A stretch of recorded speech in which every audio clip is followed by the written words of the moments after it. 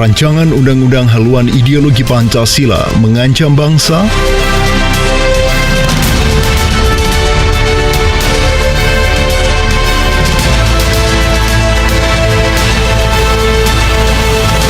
DPR kembali disorot setelah pengesahan Perpu Covid menjadi undang-undang Covid yang kontroversial.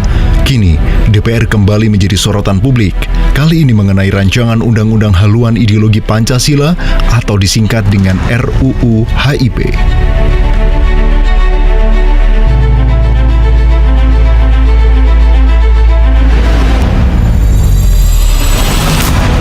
Tidak dicantumkannya TAP MPRS tentang pelarangan PKI sebagai konsider rancangan undang-undang haluan ideologi Pancasila dipertanyakan oleh banyak pihak. Apakah hal ini adalah bagian dari upaya menghidupkan kembali ajaran komunisme? Apakah ini artinya PKI dengan ideologi komunismenya sudah dianggap tidak lagi menjadi ancaman negara? Apakah ini adalah upaya menghilangkan TAP MPRS, pelarangan komunisme dan PKI? Jika memang seperti itu, tentu hal ini sungguh melukai rakyat Indonesia, khususnya umat Islam. Karena umat Islam berkali-kali dijadikan korban dari kebengisan kaum komunis di Indonesia. Dari mulai tragedi Madiun tahun 1948 hingga peristiwa di sekitar tahun 1965 menjelang Gestapo, kaum muslimin, khususnya para ulama, kiai, dan santri menjadi target pembunuhan dan penganiayaan. Rancangan undang-undang haluan ideologi Pancasila juga dinilai mengkudeta konstitusi negara ini. Bagaimana tidak? Rancangan undang-undang haluan ideologi Pancasila disejajarkan setara dengan konstitusi negara, yaitu Undang-Undang Dasar 1945. Padahal, secara hierarki, jelas undang-undang berada di bawah konstitusi negara. Lebih parahnya lagi adalah banyaknya pasal-pasal krusial yang menjadi sorotan. Rancangan undang-undang ini sudah terlalu jauh masuk ke dalam ranah keimanan, bahkan melecehkan kekuasaan Tuhan. Bagaimana mungkin di antara ciri manusia Pancasila yang beriman dan bertakwa adalah harus menurut dasar kemanusiaan yang adil dan beradab.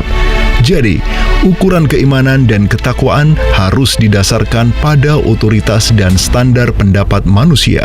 Hal ini termaktub di dalam rancangan undang-undang pasal 12 ayat 3. Konsepsi ketuhanan yang berdasar kemanusiaan ini sama artinya kekuasaan Tuhan yang Maha Esa didegradasikan ke tingkat ukuran kemanusiaan. Hal ini adalah ancaman serius atas otoritas hukum Tuhan. Jika Tuhan saja tak lagi ditakuti, bagaimana negeri ini akan meraih berkah dan terhindar dari berbagai musibah? Lantas, ada apa di balik rancangan undang-undang ini? Di mana posisi agama? Benarkah agama dipinggirkan dan hendak digantikan oleh Pancasila? Dengan kata lain, rancangan undang-undang haluan ideologi Pancasila ini meminggirkan agama dan mengagamakan Pancasila?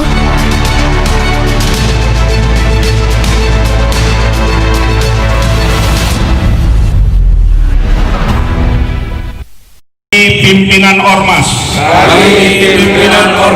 tokoh agama dan tokoh masyarakat Nusa Tenggara Barat,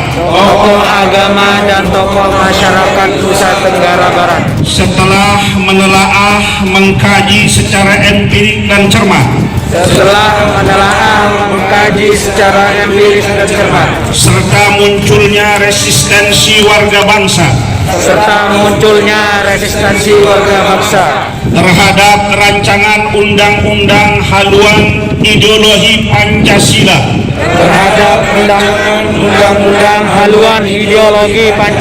atau RUU HIP menyatakan sikap sebagai berikut. 1. Menolak dengan tegas pembahasan rancangan undang-undang haluan ideologi Pancasila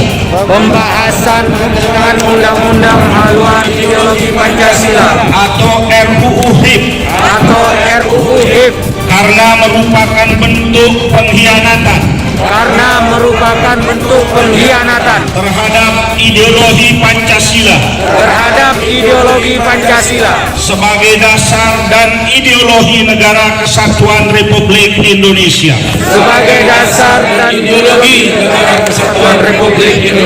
atau NKRI. Dua, mendukung maklumat MUI Pusat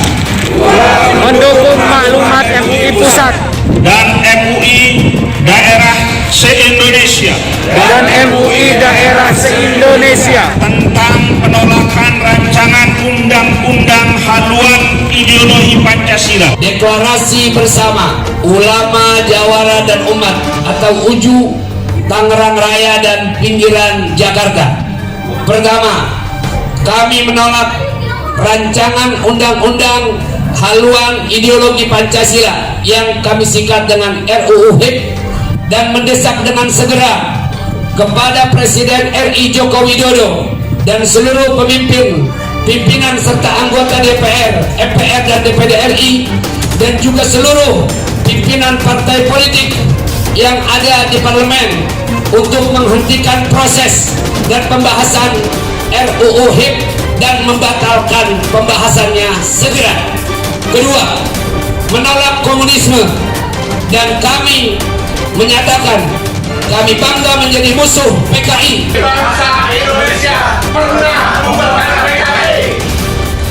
Oleh karena itu kami berharap Bamus Betawi meminta kepada eksekutif legislatif yang saat ini sedang membahas rancangan haluan ideologi Pancasila agar tidak mengurangi satu kalimat pun redaksi yang ada di dalam TAP MPRS nomor 25 tahun 1966, karena ideologi komunis sangat bertentangan dengan ajaran Pancasila dan ideologi komunis sangat berbahaya dalam bermasyarakat, berbangsa dan bernegara. Merdeka! Merdeka! Kesempatan ini akan kita manfaatkan untuk menanggapi situasi yang sudah mulai menghangat, merespon rancangan undang-undang HIP yang sedang digodok di DPR. Itu merupakan hal yang sangat penting karena menyangkut ideologi negara kita, yaitu Pancasila, yang sudah diterima bulat oleh seluruh bangsa Indonesia, terutama Nahdlatul Ulama ketika Munas di Situbondo sudah menerima dengan bulat bahwa Pancasila asas tunggal semua warga bangsa Indonesia dalam bernegara ini. Judulnya Sikap Pengurus Besar Nahdlatul Ulama terhadap RUU Haluan Ideologi Pancasila. Perkuat Pancasila sebagai konsensus kebangsaan. Bismillahirrahmanirrahim. Setelah melakukan pengkajian mendalam terhadap naskah akademik, rumusan draft RUU Haluan Ideologi Pancasila atau HIP, naskah akademik dan catatan rapat Badan Legislasi DPR RI dalam pengambilan keputusan atas penyusunan RUU HIP tanggal 22 April 2020, serta mencermati dengan seksama dinamika yang berkembang di masyarakat, pengurus besar Nahdlatul Ulama perlu menyampaikan hal-hal sebagai berikut. 1. Bahwa segala ikhtiar untuk mengawal, melestarikan, dan mempertahankan Pancasila sebagai falsafah bangsa, dasar negara, dan konsensus nasional patut didukung dan diapresiasi di tengah ancaman ideologi transnasionalisme yang merapuhkan sendi-sendi keutuhan bangsa dan persatuan nasional. 2. Pancasila sebagai titik temu kalimatun sawa yang disepakati sebagai dasar negara adalah dari satu kesulitan proses yang dimulai sejak pidato Bung Karno pada tanggal 1 Juni 1945, rumusan Piagam Jakarta 22 Juni 1945 yang dihasilkan oleh tim 9, dan rumusan final yang disahkan oleh PPKI pada tanggal 18 Agustus 1945. Secara historis, Pancasila sebagai dasar dan falsafah negara yang disahkan pada tanggal 18 Agustus 45 adalah hasil dari moderasi aspirasi Islam dan kebangsaan. Dengan rumusan final Pancasila sebagaimana termaktub dalam pembukaan Undang-Undang Dasar Nasional Republik Indonesia 1945, Indonesia tidak menjelma sebagai negara Islam, juga bukan negara sekuler, tetapi negara nasionalis religius.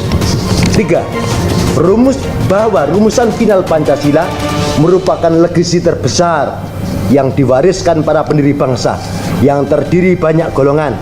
Karena itu, menonjolkan kesejarahan Pancasila 1 Juni dengan mengabaikan kesejarahan 22 Pancasila 22 Juni dan 18 Agustus berpotensi merusak persatuan, membenturkan agama dengan negara, dan menguak kembali konflik ideologis yang akan menguras energi bangsa.